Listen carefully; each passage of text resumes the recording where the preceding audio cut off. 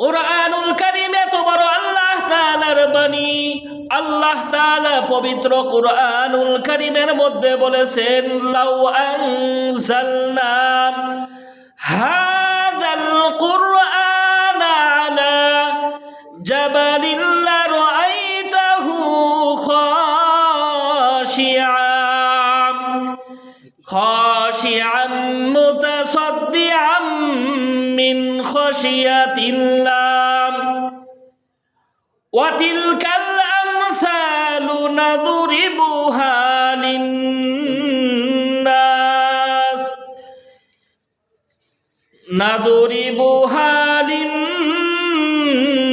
লিন্নাসি লাআল্লাহুম ইয়াতাফাক্কারুন।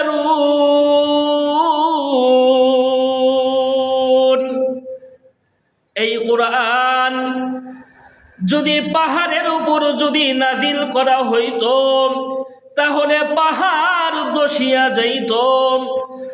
জমিনের উপরে যদি আল্লাহ তাআলা এই কুরআন নাজিল করতেন তাহলে জমিন ধসিয়া যাইত। আল্লাহ তাআলা এত বড় আল্লাহ তাআলার কালাম।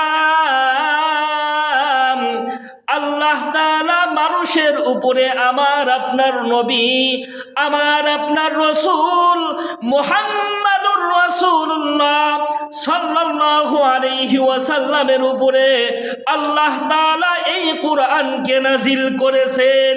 চিৎকার করে বলুন সুবহানাল্লাহ, সুবহানাল্লাহ।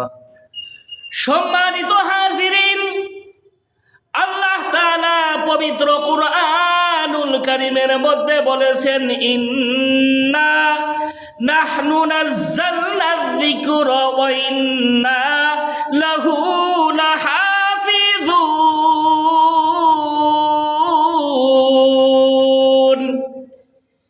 এই কুরআন আল্লাহ তাআলা নাজিল করেছেন। এই কুরআনের ব্যাপারে কেউ যদি হাত বাড়াইতে চায়, কোনো নাস্তিক মুরতাদ যদি কুরআনুল কারীমের বিরুদ্ধে যদি কথা বলে, তাহলে তার হাত ভাঙচুর হয়ে যাবে, কিন্তু কুরআনুল কারীমের কোনো ক্ষতি হবে না। আল্লাহ তাআলা বলেছেন, এই কুরআন আমি আল্লাহ নাজিল করেছি, এই কুরআনের সংরক্ষণের দায়িত্ব আমি আল্লাহ নিজ হাতে নিয়েছি। চিৎকার করে বলুন সুবহানাল্লাহ, সুবহানাল্লাহ। আল্লাহ তাআলার বাণী, এই কুরআনকে আল্লাহ তাআলা নাজিল করেছেন। এই কুরআনের সংরক্ষণের দায়িত্ব আল্লাহ তাআলা নিজেই নিয়েছেন। এই কুরআনের বিরুদ্ধে যদি কোনো নাস্তিক মুরতাদ যদি এই কুরআনের বিরুদ্ধে কথা বলে, তাহলে ওই নাস্তিক মুরতাদের হাত ভাঙচুর করে দিতে হবে। কিন্তু এই কুরআনের বিরুদ্ধে যারা কুরআনকে মুহাব্বত করে ভালোবাসে, তাদের যে কি মর্যাদা রে ভাই!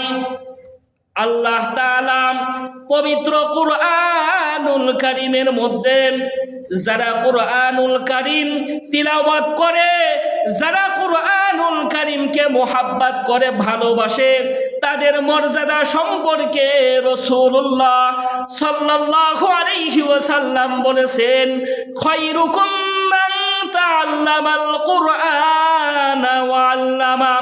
দুনিয়ার মধ্যে সর্বশ্রেষ্ঠ ব্যক্তি হচ্ছে ওই ব্যক্তি যেই ব্যক্তি কুরআনুল কারীম শিক্ষা করে এবং অপরকে শিক্ষা দেয়। চিৎকার করে বলুন সুবহানাল্লাহ, সুবহানাল্লাহ।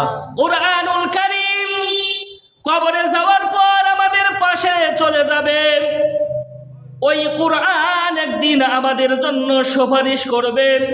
এই জন্য কুরআন সম্পর্কে একটি কবিতা পাঠ করতে চাই। আই ছেলেরা আই মেয়েরা মাদ্রাসাতে যাই, মাদ্রাসাতে যে মোরা কোরআন শিক্ষা পাই। কোরআন হলো আল্লাহর বাণী, পড়তে কত মজা, সর্বদা তাহা পড়িলে ঈমান হবে তাজা। কোরআন হলো চলার পথে সুন্দর একটা বাতি,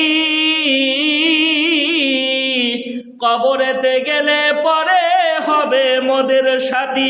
চিৎকার করে বলুন সুবহানাল্লাহ। সুবহানাল্লাহ। এই জন্য কোরআনকে মুহাব্বত করতে হবে, ভালোবাসতে হবে। যদি কোরআনকে যদি মুহাব্বত করতে পারেন, তাহলে ওই রোজ হাসরের ময়দানে কোরআনুল কারীম আমার আপনার জন্য সুপারিশ করবে। চিৎকার করে বলুন সুবহানাল্লাহ। সুবহানাল্লাহ।